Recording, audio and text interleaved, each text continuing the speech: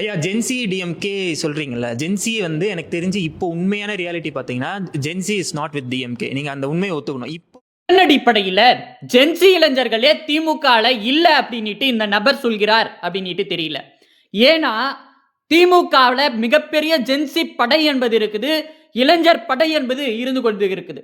அதுல எப்படிப்பட்ட கூட்டம் அப்படின்னு சொன்னா கொள்கை உறுதியோடு கோட்பாட்டு உறுதியோடு வளர தெரிந்து எதனால நாம உயர்ந்து இருக்கிறோம், திமுகவால் எந்த பயனை பெற்று இருக்கிறோம் அப்படின்னுட்டு அறியக்கூடிய இளைஞர்கள் எப்போதும் திமுக பக்கம் இருந்து கொண்டுதான் இருக்கிறாங்க.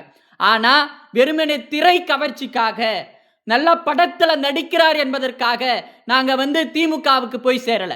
அப்படிப்பட்ட கூட்டம் தான் என்ன சொல்லி கொண்டு இருக்கிறது அப்படின்னா திமுக ஜென்சி இளைஞர்கள் இல்ல, எல்லாம் தாவேகா பக்கம் இருக்கிறாங்க அப்படின்ட்டு ஒரு பரப்புரைய செய்து கொண்டு இருக்கிறாங்க.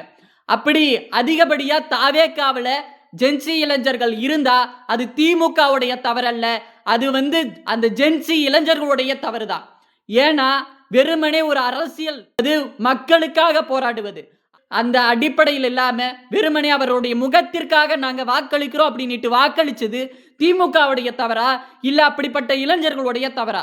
கொள்கை உறுதியோடு கோட்பாட்டு உறுதியோடு எதனால நம்ம வளர்ச்சி அடைந்தோம், இடஒதுக்கீடு எதனால கிடைச்சது அப்படின்ட்டு அறியக்கூடிய இளைஞர்கள் எப்பொழுதுமே திமுக பக்கம் தான் இருந்து கொண்டிருக்கிறோம்.